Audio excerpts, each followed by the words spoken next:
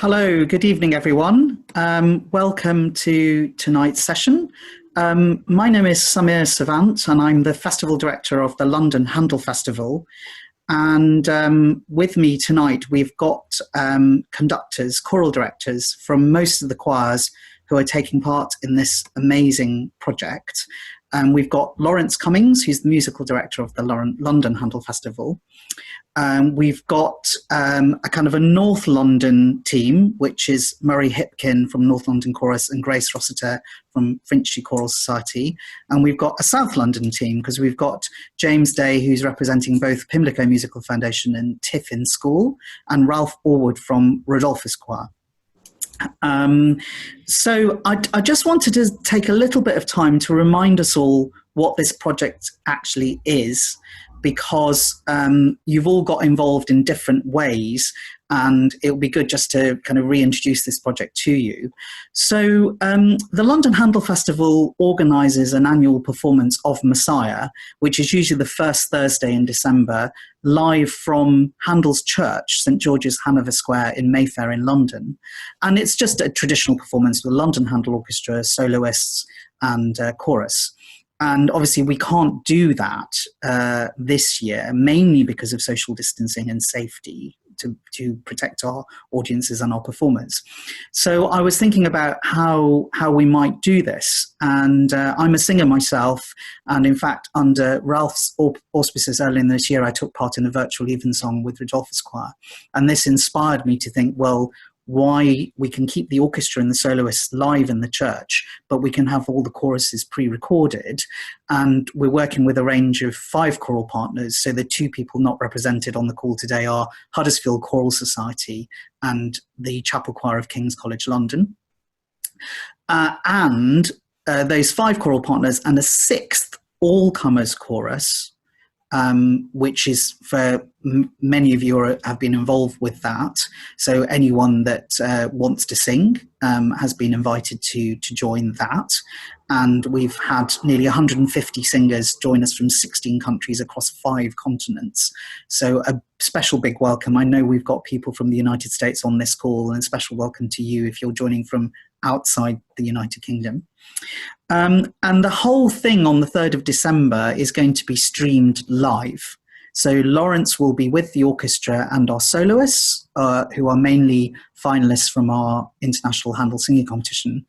And they'll be live in the church, and all of the work that you've done up until that point will be pre-recorded, and the whole thing you can watch on social media, and we'll obviously let you know the links for that nearer the time. And it will stay on YouTube, so you can watch it for several weeks after the event and let all your friends and family know if they missed it in the first instance. So it's going to be an amazing, amazing project. And it's been really wonderful to work with these very talented and accomplished musicians and to work with all of you. The great news is that we're going to repeat it. We're going to do it again on Easter Monday next year. Again, a mixture of the live performance from St George's, Hanover Square with pre-recorded choruses. So really do you will get a notification about that, but we really hope that you might want to join us again in some shape or form for that performance as well. In terms of the event tonight, thank you everyone so much for joining and for your participation in this amazing project. I've got some questions prepared, including questions that some of you have sent in, which I'll ask the panelists in turn, and then we'll keep some time at the end for any spare questions you might have. If you're all muted, and you're all because we're recording this to put on YouTube later for your colleagues and friends that have missed it this time round. We're not showing faces, it's just the speakers' faces that will be hopefully showing on the recording. But if you want to introduce yourselves, please do so in the chat function. Say who you are and which choir you're singing with. And we'd love to hear your feedback on how this project has been for you so far, because we've had some great feedback, and it'd be great to hear from those of you who maybe not mentioned anything yet about it. So it's going to be about an hour long, this whole session, and I'll leave plenty of time, a good time at the end for questions from you. And you can, those of you that are used to Zoom, you can kind of toggle around and create speaker view or gallery view, however you want to see this event on your own computer. But welcome, and I hope you enjoy it. And so I'm just going to plow in directly with the first question. And I think I'll ask Lawrence first and then come to all of the panelists in turn. But just to say, what was your initial thought when you first heard about this project? Did you think it was utterly mad or not? Or just mad enough, exactly. The thing is, I think we've all been tested so much by this time. And I think anything that brings us together as musicians and performers is a fantastic thing. And of course, what better piece to do that than Messiah? It has pretty much everything in it. And the fact that it's been in continuous performing history since Handel's own time, I think makes it a very special work to bring people together. And so I was thrilled at the thought of the whole project, to be honest, and it was lovely to cook it up with you, Samir, and talk about the various options, and realising that actually we could also pre-record the orchestra as an orchestra together in one room, and that was my first experience of that experience since lockdown. And it was the most incredible day where, apart from seeing gorgeous colleagues and friends, we actually played together, and the joy of that consummate music making was just really amazing. So I hope that comes across in the recording, and I know it will come across in everybody's individual performances. So I love taking on mad ventures. So I think it was the perfect thing for these times, I think. Great, thank you. So Murray, how about you when we first called you up to ask you about this? Well, my first thought, if I'm completely honest, was that, if you'd asked us to sing Postman Pat, we would have jumped to the chance. Just a project, any project, was my first response. But very quickly went into, oh no, the North London Chorus doesn't know Messiah. We don't have a big tradition of doing it every year. More likely to do Israel and Egypt, if you want to think about that. But we did part one in the Mozart arrangement a few years back, and we did excerpts conducted by Sue Perkins, which might come as a surprise to some of you. But apart from that, the choir hadn't performed Messiah since it was the last concert they did before I got the job in 2002. So it's that long ago. So I was worried about not knowing it. Then I went back to Positive Thought, which was Lawrence. Lawrence and I go back a long way. We've worked together a lot. And in fact, I played the organ in the English National Opera staged version of Messiah. So we've done the piece together. I don't remember how many times now, probably about 15. But that was great. And Lawrence is a patron of the North London Chorus. Then really the next thing that happened was just realising that we probably couldn't field an enormously large group. So it then dawned on me it'd be lovely to work with Grace, who's another of the panellists, Grace Rossiter, who conducts Finchley Choral Society, which is another local choir, very similar to us. And we've been talking about collaborating for ages. So this seemed to be absolutely ideal opportunity to get together. So I came back to Samir and Lawrence said, please, can we do this as a joint thing? And I'm really glad they said yes. And we're enjoying working together very much. Brilliant, thank you. So, natural intro to Grace then. Grace, you've wanted to work with Murray and North London Chorus with your own choir, Finchley Choral Society. How did you feel about this? Have you performed Messiah before, for example? Well, in fact, we did part of it last year. We teamed it up with Poulenc Gloria and had a soprano soloist, and we did kind of edited highlights, I would say, but not any of the choruses that we've actually just been recording with North London Chorus for this. But I think, as with North London Chorus, we don't tend to do Messiah regularly. We've done Dixit lots, Jephthah recently, but I think everybody likes to dip into Messiah every now and again, don't they? So we were obviously delighted when Murray said, would you like to come on board and join us for this project? And I think obviously what you are taking on to do this as a project is probably madness, but as Lawrence said, what a wonderful time to do something that is that is mad, really. I think everybody will really enjoy the feeling of it being a large collaboration, and I think that's something that we all need. Everybody in any musical circle, whether amateur or professional, feels the need to work with others, and so yeah, we're delighted that we're finally doing something with Northumberland Chorus, and I hope it will be the first of many projects.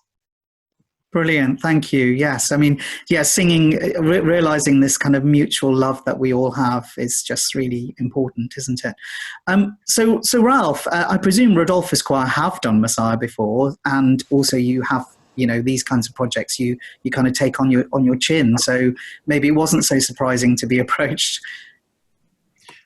Well, Rodolphus Choir is a list of 500 people under the age of 25 who have been on Rodolphus choral courses, which used to be called Eton choral courses when I was there, and used to be Uppingham choral courses before that when I was there. And so it's 500 people to choose from. And we just send out the various projects that we're doing and say, who'd like to do this? And wait till we get the right number of singers in each part. So that's how we operated, and that's how we started off doing the Virtual Evensong, which you saw. And that just grew and grew as various people had ideas, which was lovely. But this, yes, we've done Messiah. We've more often done Bach cantatas and Magnificat and things, but Messiah is so wonderful. Everybody loves it. I also do it quite a lot with my old Royal Naval College Trinity Laban Chapel Choir, and many of them join in with Rodolphus, and we get them doing solos as well. But it was a lovely opportunity to do it, and quite a lot have come forward to do it, and love doing the virtual thing. The thing that people find difficult, of course, is what everyone finds difficult: sitting in your living room, singing your head off, and making the odd mistake, and that's where the courage is needed. But anyway, that's the background to us doing it. We've done it a lot and love doing it, but then it's always different people doing it because we have such a large group of sort of reservoir of singers. Brilliant, brilliant. And yes, we'll come on to talk about the vagaries of recording yourself at home. And I have something to add here, is that the technical team behind the Rodolphus, the two projects, the choral projects they've done, which have gone online, the Virtual Evensong earlier in the year, and then the newer anthem. The technical team behind that are the same as the team that we've appointed to do this, because I was so impressed with the work that they did. So when you see the final performance, the streamed performance on the 3rd of December, it's the same team. And if either Ralph or someone from Rodolphus could post the link maybe in the chat to those YouTube performances, the Virtual Evensong, so everyone can actually enjoy the high quality of the reproduction, that would be really helpful. Thank you. And then James, to you, because you with your two the Pimlico Musical Foundation and Tiffin School, you've got some of the youngest singers that are going to be taking part in this project. Yeah, absolutely. More about that? Yeah, well, I thought it was such a great idea and such an exciting idea when you asked me originally that I asked if two of my groups could do it. And they're both involve children, but in two very different ways. So at Tiffin School, which is in Kingston, there's been this amazing heritage of kind of the trebles singing in lots of interesting projects over years, and because it's a secondary school, the altos, tenors and basses also sing to a really high quality, sing regularly. And Messiah has been something which we've built into the repertoire over the last 2 years, and we actually started by just doing it rather luxuriously as an anthem at Evensong. So before Christmas we did part 1, and then we did part 2 and 3 in the summer term. And rather poignantly, the final thing we performed with the choir was Messiah, and this is in Barnes Music Festival 3 days before everything shut down. So I thought it was a really lovely message to be able to have our first kind of performance together to be the Messiah again, especially with that cyclic element within it as well. And then the Pimlico Musical Foundation, which actually I'm artistic director of, and Ralph is the artistic advisor of here in Pimlico, is all about setting up new traditions of choral music and using this marvelous thing called singing to provide opportunities for children, mainly south of Lupus Street, if you know Pimlico well, where there's quite considerable amounts of deprivation, and really using singing as one tool for social justice with that. And the music and the choruses that have been selected are just so joyful, and actually it's tough for children to sing, but they can really get into the heart and soul of it. And I really hope that's what we'll be able to convey in the recordings that we produce from them.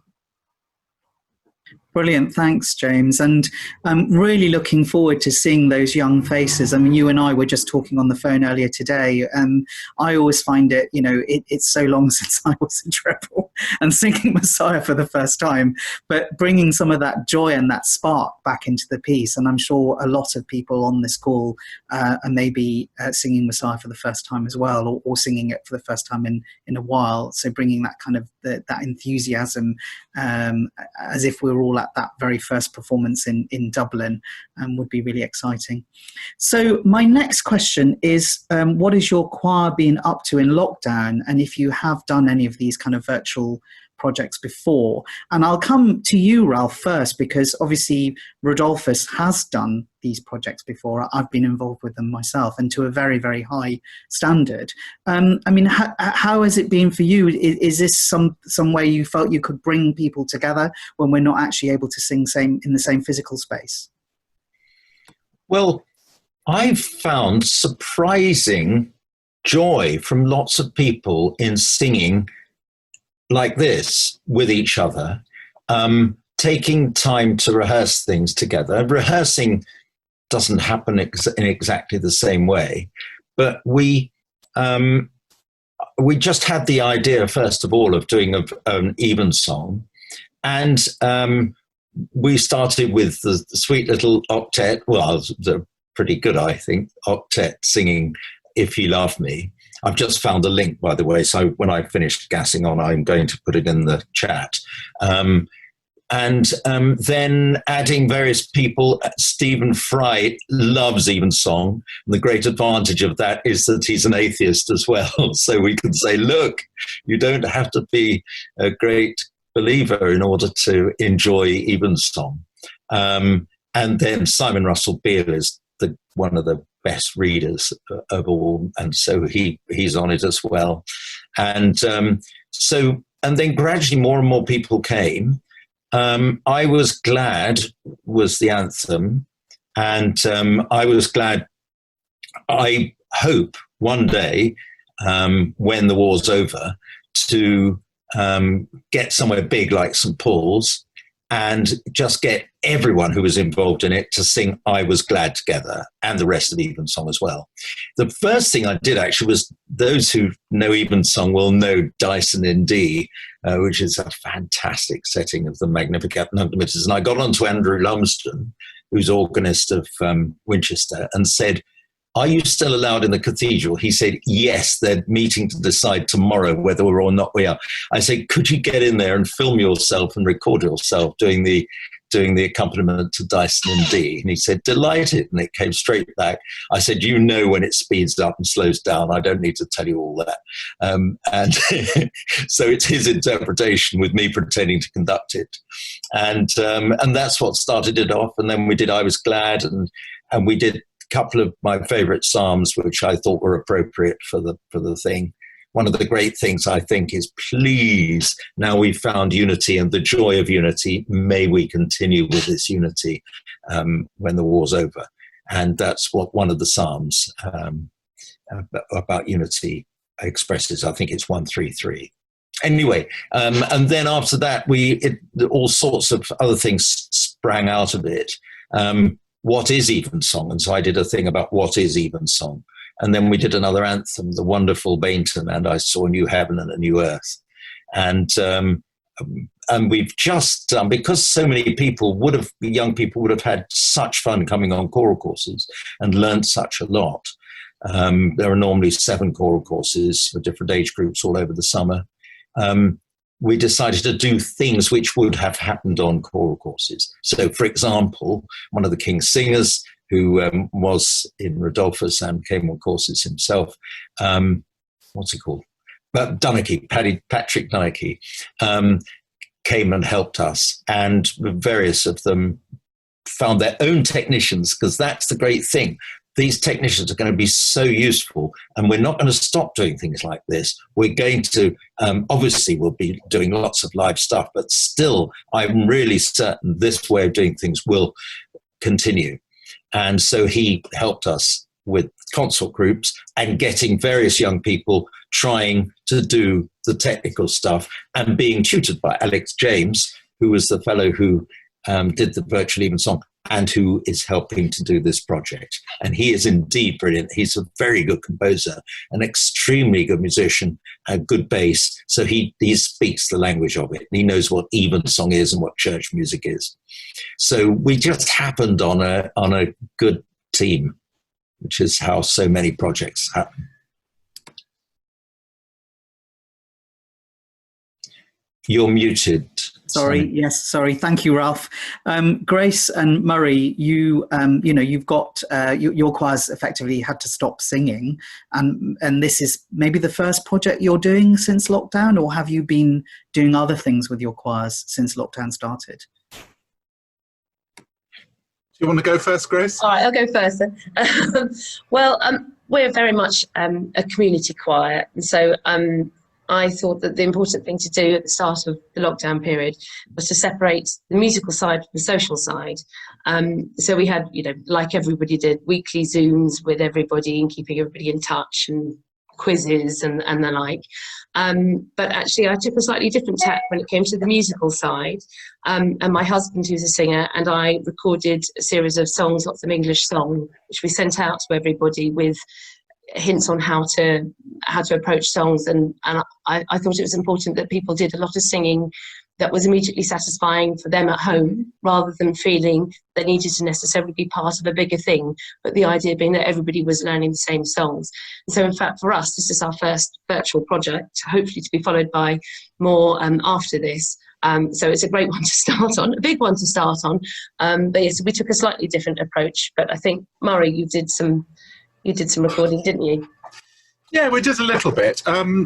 We haven't done a video project yet, and this is our first one, and it's great to have the support of the structure that you've put in place to help us with that. We did start meeting on Zoom though immediately. I mentioned Israel and Egypt earlier, and that was meant to be our first concert in lockdown. We stopped meeting about 2 weeks, I think it was, before the date of that concert. But one thing I think I felt sort of instinctively very early on, even though none of us knew how long it was going to go on, what was going to happen, I felt that we needed to observe the seasons and observe the calendar. And so on that concert date, we all got together and we sang Israel and Egypt all the way through. We played a recording of it. There's, these recordings that have the music scrolling on YouTube. And we just listened or sang. I mean, of course, I'll never know because I couldn't hear. Sang through Israel and Egypt. And then the next concert in June should have been the Brahms Requiem, when we did the same thing. We played that. Now, the one that's particularly upsetting for me is that this was my 60th birthday year, and my 60th birthday concert was meant to be the reduced orchestration of Sea Symphony, the Vaughan Williams, which we were going to do in November. And I'm absolutely determined that we will do it in some shape or form one day. So we've been learning that very gently in sectionals on Zoom. Sectionals seem to me to work best of all. And I've got, obviously, I have an accompanist, as I'm sure most of the rest of you do, who's been sharing the burden of that with me. We spend a lot of time listening and singing along, optional, to past repertoire. And then I have a little session each week called Listen with Muzzer, where we play something random, sometimes requested by other people. And like Grace, we've had some excellent social things, including going to the pub after rehearsal, sort of. We've actually had 2 face-to-face rehearsals the last 2 weeks, which we focused on our Messiah choruses. We had about 16 at the first and 20 at the second, which was really extraordinary. I spent most of the first one worrying that everyone was having a great time, so I forgot to have a great time myself. But the second one I really enjoyed, and we managed to get technology sorted so we were able to hook up with the Zoom call back on the mothership at home. So it's been extraordinary for all of us, I know. My other choir are working on a virtual project at the moment, which very appropriately is a version of the pop number, Together in Electric Dreams, which I think is my little motto at the moment. Being together in electric dreams, perfect. And thanks very much for just giving us this chance to be part of this bigger dream. I love it. Electric Dreams. It's wonderful. And James, with your 2 choirs, Tiffin and Pimlico, I mean, there was lockdown, but also you've had school holidays as well to contend with. So how has it been for you? Absolutely. I think like lots of colleagues that work with children singing, we're really worried about fragility of it, because especially when we're at Tiffin, where it's a young treble line, they really are often the sum of their parts. And there's so much which they learn from inheriting the sound which they hear the older boys singing around them. And also, I think in a kind of a state secondary school, the culture of singing is something which has been built up over so many years. And if there's any period where the New Year Sevens started to feel like singing wasn't the done thing, then it'd be very hard to resurrect, because they will be the Year 8s this year when the Year 7s have come in. Thankfully, just like the rest of us, online quickly we learned to use Zoom quizzes and things like that to really keep the culture going and keeping the boys at the top of the school, talking to the boys at the beginning of school. And we thought of how can we approach choir training and developing a musicianship in different ways. So we split them all up into small groups and did lots of one-to-one or small group theory lessons with them, or musicianship, or talked about music and things we might not usually work on, and actually getting the older boys becoming mentors to the younger boys and taking on some of that teaching as well. And in Pimlico, we're really lucky that on a Wednesday we sing Evensong with 8 fantastic teacher singers who are professional singers who also act as mentors to the children. And we were able to rewrite their contracts so they all taught lots of one-to-one lessons with the children. So actually we're still able to reach as many people as possible without me being glued to Zoom for 24 hours a day with that. And it feels at the moment that perhaps schools and youth activities are the things which are able to take place the most. So we're really fortunate that I'm able to rehearse my choirs at Tiffin pretty much in full now, following kind of a strict risk assessment we've done and the government guidance. And in Pimlico, similarly, we have to be distanced, but we're fortunate that the church we sing in has enough space for us to be able to do that. So actually, I was rehearsing just before this for an Evensong tomorrow, where we have 24 singers singing. So yeah. Brilliant. Thank you, James. I'm going to skip to a question about Messiah itself now, because we've talked a lot about kind of virtual choirs and all this kind of thing, but I'll come back to another question about that. I'm coming to Lawrence first. It's really interesting, even on this call, it's lovely that everyone's introducing themselves. Please do say hello and where you're from. But already we've got all of the length and breadth of United Kingdom represented. We've got people from Ireland. We've got people from the States. We've got someone from Panama as well. And obviously, and as I said before on the call, for our all-comers choir, we've got nearly 150 singers from 16 countries across 5 continents. So clearly this piece means something to a lot of us. And Lauren, starting with you first, I mean, why does Messiah, we're 250 years on from when Handel wrote it. Why does it have such an enduring popularity with singers still, do you think, Lawrence?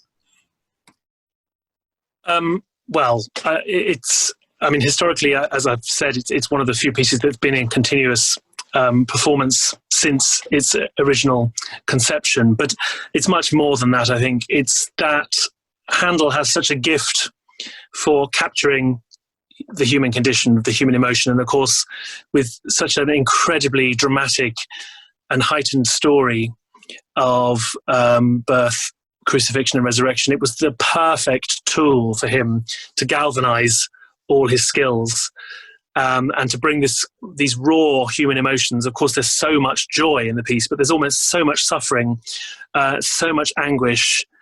And then, you have doubt, you have fear, you have uplift. You really have the stuff of life, I think, in this piece. And for me, that's what makes it so special. Of course, I sang it myself when I was a boy. And then I played it at school in the various things. I played. It was the first piece I played on the harpsichord when I was at school. I tried to think what it sounded like, but let's move on from that. I've also played the double bass. Even want to move on quicker on that one, but it's a very, very tough play, I know, for the whole orchestra. That's what that taught me. But I think just for me, it's the piece that if anyone says, "Oh, I don't know Handel," you can always say to them, "Do you know the Hallelujah chorus?" And of course they do, because it's so universal and has a message that I think everyone can understand. So for me, that's what makes it stand out as being such a triumph. Great, thanks, Lawrence. I won't ask the rest of you in turn, but if you've got something particularly you wanted to say, please shout now. Ralph, I'm sure you've got something you want to say about the enduring popularity of Messiah over generations. Well, thank you. I mean, the first thing that springs to mind is it's good music. That's it. It's superb music, and every single chorus and aria is good. And I've done a lot of thinking and talking about what makes good music, and we've got to be very careful what we say. Or have we? I don't think we should. I think we should all say what is good music in all genre. I happen to think that Gershwin was one of the great geniuses of the 20th century, for example, and just stand up tall and say what is the best music, and this is superb. And he was so used to writing as a business, old Handel. He knew what people liked. And so, operas and things galore. And then suddenly thought, hang on, the money is, the popularity, the success is writing something like this, Messiah. At Eton, I used to get all of the sixth form, that is 500 of them, singing the Alleluia chorus at the end of term. My first school, Pangbourne, I got the whole school singing it in parts, the Alleluia chorus. They absolutely love it, and they'll always remember it, and they remind me of it. And it's possible to do it. People can sing it, and people love it when they realize that they can. Thank you, Ralph. I suppose a point as well is that although it's written in English, it is popular all over the world amongst many people that don't speak English as their first language. And I'd be interested if anyone on the chat doesn't have English as their first language, your thoughts on singing it when you're kind of, for us as native English speakers, it's obviously 18th century English, so it's not the English that we speak every day. But if your English isn't even your first language, then there's particular difficulties. But it's worth it for the music. I agree. So Grace and James, I'm going to pick on you because James, you're obviously working with young voices for this project, and Grace, I know you, in addition to Finchley Choral Society, you do work with Finchley Children Music Group. I, like many people on this call, sang this piece as a treble growing up, and the sense of achievement from singing it, because it is difficult music, but it's approachable music. So I'd be really interested in your take on, in terms of the enduring appeal of the piece, getting younger people to take forward the banner for us. I mean, what your particular thoughts are on that. Yeah, well, it was actually the very first thing, one of the very first things we did here in Pimlico was there was a choral society that wanted to raise some money for the charity, and they wanted to do a performance of Messiah. And I somehow agreed that I would, as the very first thing I'd ever do in the primary schools, get them to sing some movements from it, which in hindsight was quite ambitious. But the one movement which all children love is Surely. And I've never once taken a rehearsal where they can't sing every note of that piece. they can't sing it with all that kind of verve and rhythm which it has. And obviously it's fascinating talking about the language issue, and the fact it's not written in the way that we'd normally say surely at all with it. I think there are some issues though. I know obviously that great music and it's a really interesting story, but I do think it's important that we ask the questions about is if you were to use any piece to try and bring singing to kind of a typical school in London, is bring such a Christian message necessarily the most wise thing to do, in the sense of other topics which children today would engage with more. I don't know if anybody on here has an opinion about that. Okay, Ralph is waving on that particular point, and then I'll come back to Grace. Yeah. James and I talk about this a lot, and I'd like to tell a little story about his conducting Surely in a moment. But my thing is, I think the music that was written for the Christian church is too good to keep it to ourselves. That's my line on it. But I must remind James of watching, I was sitting in the front row, just along from some children who hardly sung before 6 months before, and was singing in Surely and loving it. And one little girl was like this, Surely, he has bore our griefs and carried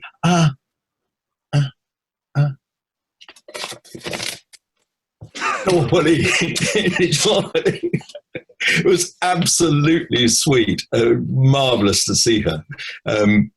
Anyway, they most of them know which way up to hold the copies nowadays, but they didn't when we started. That's great. And Grace, you work a lot with younger voices. So what's your take on Messiah and working with children's voices, children's choirs?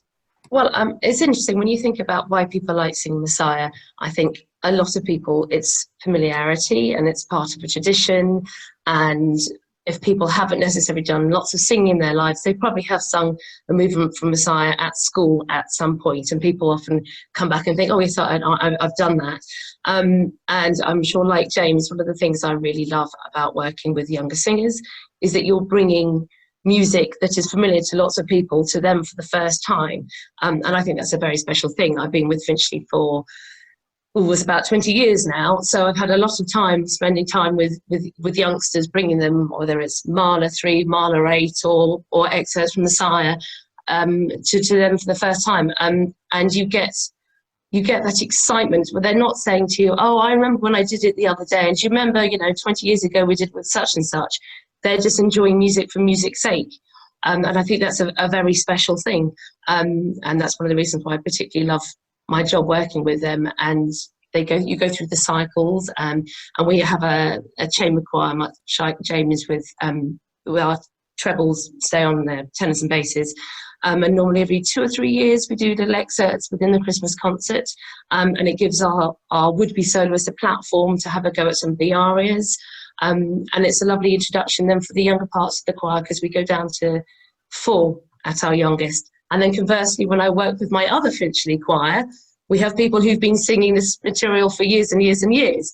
But I'm always surprised, actually, at the number of people who join the choir and they haven't actually sung Handel's Messiah. So it is new. But I think for youngsters, there is a freshness and a kind of honesty. And I don't think we need to worry about...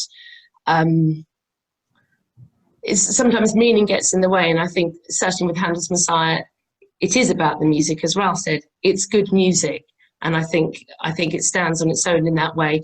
Technically, sometimes it's a little bit challenging, but I should think everybody involved in this project is looking forward to doing their part of Messiah without having done a good 3-hour rehearsal before the concert, shall we say. So we'll all be feeling fresh in that way. But yeah, it's very exciting and it's an exhilarating sing. We all have our favourite movements, and I hope that everybody here involved gets to do at least one of those. Brilliant. Thanks, Grace. Yes, I very much sympathise with not having the 3-hour killer rehearsal. and then having to sing the whole piece. I've submitted my own recording for the three all-comers choruses, including Worthy is the Lamb. And as a tenor, you turn the page and you see those top A's and you kind of think, there's just not enough gas in the tank, So it's quite nice that's one difference with doing it virtually. You can kind of prepare and you can do each chorus one by one rather than a marathon performance. And sticking with the virtual choir theme, and I'll come to you first, Murray, on this. And Ralph kind of hinted at this. Are virtual choirs the way forward? What are the pros and cons? And sneaking in an extra question here from our audience, if we're editing out the bad bits, isn't that cheating? Murray. Right, well, I'll talk about the virtual choir thing a little bit. I think it's very, very easy in these kind of discussions, and I've taken part in one or two over lockdown. And it's easy, but it's also important that we're very positive about what we've achieved and what we've been doing. But I think we need to remember that it's been a desperate time for many people in our position as choral leaders. As I'm one of the exceptionally lucky ones who's got a furloughed job from an opera company, and both my choirs have carried on. But as somebody who needs to be in a room, and I'm an intuitive person, and I read people, and and I'm sure we all do, we want to read the room. It's not just about what we hear, it's about what we see, it's about the interaction of personalities. And suddenly we've all had to learn to do this in various walks of life. But I think the cost has been enormous to all of us, and we've all had to learn to do new things. And learning to read people on a screen, it's so hard. So we just need to remember that as well, that it has been. I'm incredibly proud of what we've achieved in this last 7-8 months. I've lost count. On my chart it says 212 days since I was sent home from work there. So I just want to just mark that, because it's been, we're all being very upbeat and positive tonight, but I have spent a lot of time staring at the wall wondering how the hell I'm going to do it. And then with the thought of another lockdown and looking forward, it's really hard. But I think it is going to be part of life for quite a while yet. My choir has a high proportion of vulnerable people. So even though we have started meeting back together again, I think we're, like many choirs, we're going to have to do blended rehearsals, split rehearsals, where some people are at home, some people are in the room. I can't see that finishing anytime soon. But just going those last 2 weeks and seeing old friends, and even with all the plastic screens and the masks and everything, just hearing each other gave me such a lift that I feel just that has energized me to find ways of somehow or other making this work. And we're always looking for new things to do. I don't know. I mean, I feel comfortable in what we've sort of settled into. And I don't feel I've got to sort of do too much innovating just at the moment. I just want to enjoy now what the kind of pattern that we've fallen into, which seems to be working, and just be positive about it and look forward to when we can all meet together again. But I think it's going to be a while, and I think we need to just work on the skills and work on the personal skills, the social skills, and the technical skills to adapt what we do. But I've been absolutely desperate because I felt I can't do this. All the training I've had, it's useless. And I'm not a singer. It's so easy to think about things we can't do, isn't it? And I look at Grace, and she's a singer, and she can do all the sort of warm-ups and the vocal stuff. But then I'm a pianist, and so I can actually lead a rehearsal. We all have different things. But I suddenly thought, actually, stop thinking about what you can't do. Think about what you can do. Bring what you can bring. Do what you can do. If they don't like it, they'll stop coming. But I'm really glad to say that they haven't stopped coming, and just go onwards.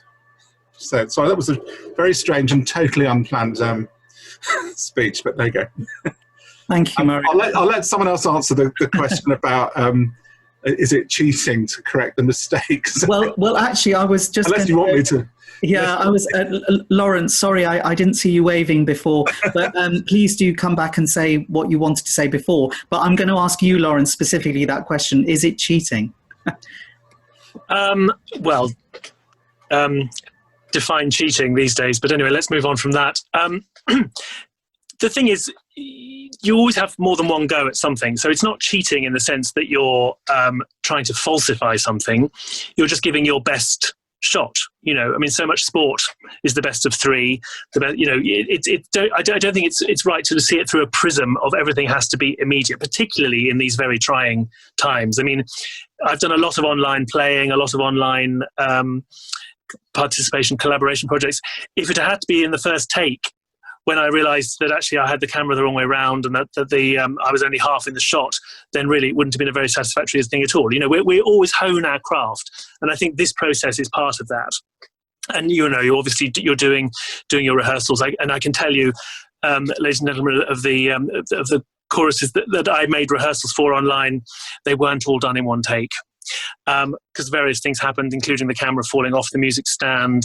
You know, or anything that can go wrong will go wrong when you're dealing with tech that you're not really particularly familiar with. And I also do have to apologise to the ladies and gentlemen who saw those rehearsals, because it wasn't until I finished the first two. We've just moved house, and we have a lovely outbuilding, which is where the harpsichord is. But it's the first time it's really been used for a long, long time. And I hadn't realised that just behind my head there was a really big patch of bird poo, which I then cleared off for the third one, but of course that then had taken all the paint off the walls. So technical issues, as I say, you know, what can we do? We do what we can, but I don't think you should ever feel you're cheating. You're just honing your craft, which is important. The one thing I did just want to say earlier was to reply to James's point about whether this is a piece for our times or whether it's too specific a message. For me, the thing about Messiah is that rings true is how fervently Handel himself believed it. And that's, he was embodying his beliefs. And for someone who doesn't have that belief, I still find it a very, very resonating work, because it's about human condition, really. It's about the way we treat each other. It's about, and this is the story rather than the process of putting the performance on. So I think it does have a universal message, which is really the spirituality that runs through all religions. I'm working with some Indian musicians on Monteverdi's Orfeo at the moment, and the essence of spirituality, what makes us human, has been so a beautiful experience to experience with them, who have very different beliefs to me, but somehow you find the way to come together as human beings. And there's a sort of the road to enlightenment, I suppose you could describe it as. But I think rather the same with Bach, you know, who was also such a profoundly believing Christian.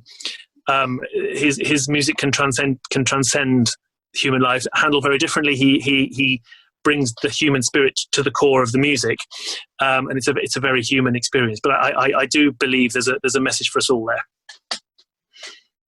Great, thank you, Lawrence. So I'm going to leave it open to James, Grace and Ralph if you want to say anything about virtual choirs being the way forward. Ralph, you already said that even when we go back to in-person performances, you think that virtual, digital performances will still be part of the thing. Pros and cons, and again, this tricky question around, are we cheating or not? Yeah, I've noticed a really interesting thing over the last couple of months. Now schools have restarted, where lots of colleagues who are teaching online Zoom lessons to people during the lockdown, they were actually quite enjoying it. And I think that for a certain type of pupil, being in a home environment and being able to have regularity of his lessons was great. But I've kind of heard anecdotal stories about now the complete opposite, that now children are back in schools and experience face-to-face learning again, that actually the drawback of then being told they have to go online for a lesson is something which is tough for them.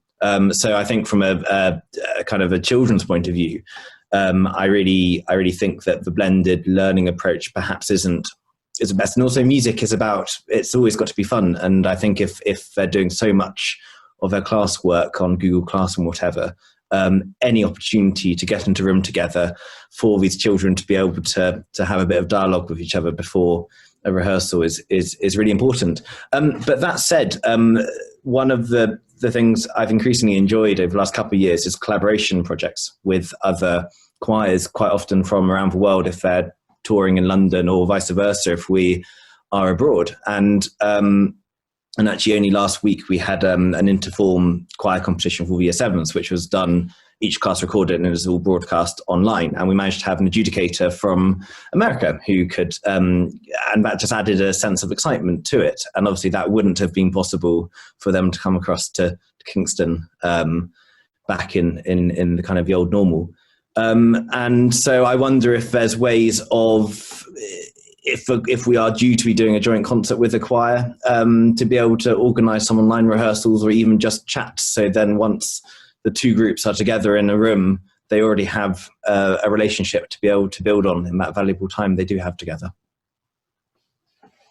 And obviously this project, I mean, I very much hope that we carry on doing these projects and bringing, you know, the fact we've got all these people on the call from so many different countries is just, you know, why throw that opportunity away when we can carry on doing it? So Grace, Ralph, anything more to add before I move on to my final question? Grace, yes. Yeah, I mean, I think we've all suddenly become very reliant on technology. And whilst it is an amazing thing, not everybody is happy using it. And I think some people feel daunted by it. But it has been extraordinary that people have been able to link together in so many different ways, whether they're making music or socially. It's obviously been a lifeline for so many people. However, saying that, with Finchley Choral, we've now had 4 in-person rehearsals, and that was really my priority, whatever our window was going to be, to meet together. If we could meet in person for as long as possible, that's what I wanted to do. And it has just been such a joy to see everybody. We have to see, we're rehearsing for groups of 15.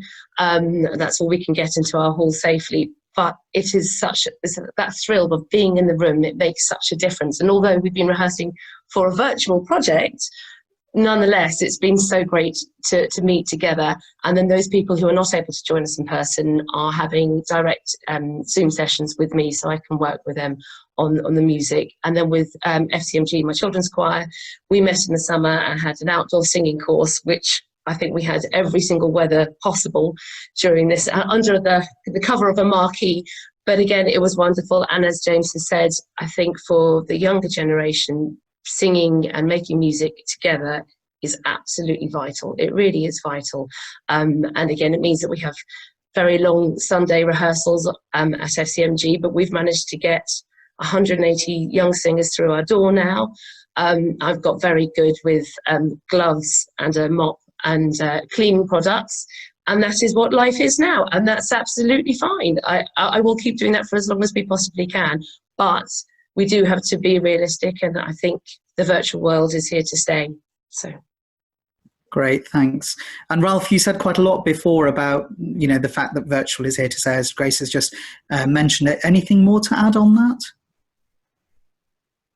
Oh, unmute.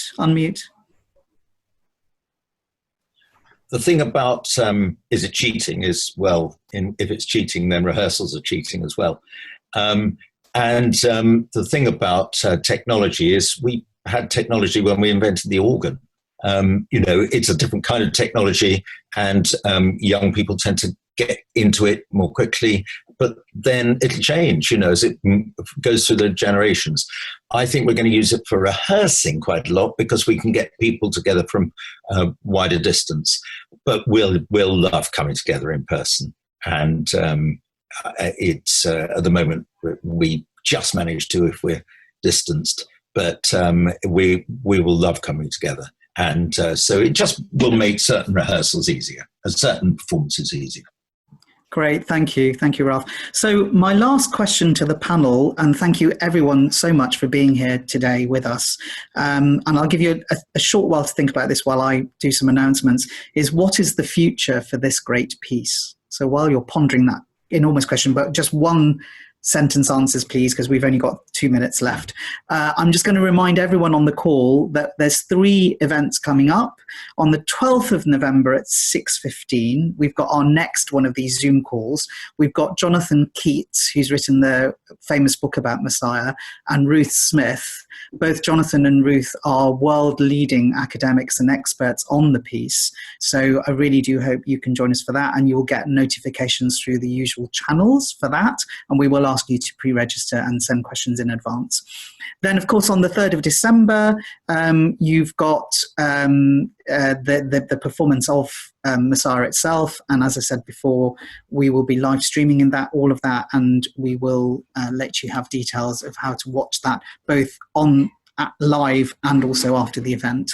And then for those of you that joined the call a bit late, the exciting news is that we're repeating this whole exciting project all over again on Easter Monday, and we'd love you to take part in it in some shape or form for that. Sorry, I should have mentioned that Lawrence Cummings will also be on the call on the 12th of November as well, as another Handelian expert as well.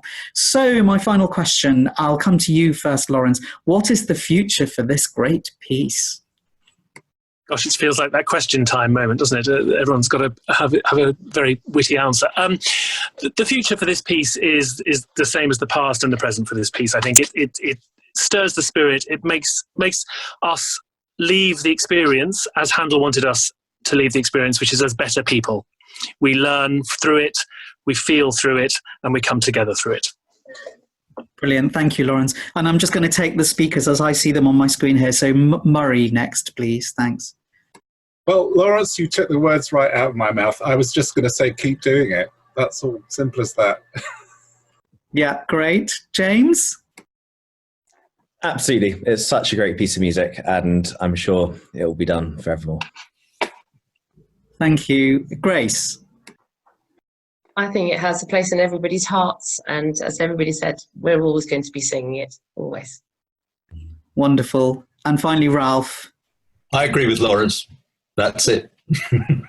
Great. Thank you. Thank you, everyone. Can we give a kind of a virtual applause to all our wonderful panel of choral directors today? Thank you, everyone, for joining us. And thank you all from whichever country you've joined us from. Really, really looking forward to the 3rd of December. Before that, do join us on the 12th of November if you can for Jonathan, Ruth and Lawrence. And please do sign up. We will be releasing details of how to join us for the Easter Monday project in early December. So please do join us for that. But for now, goodbye and good night.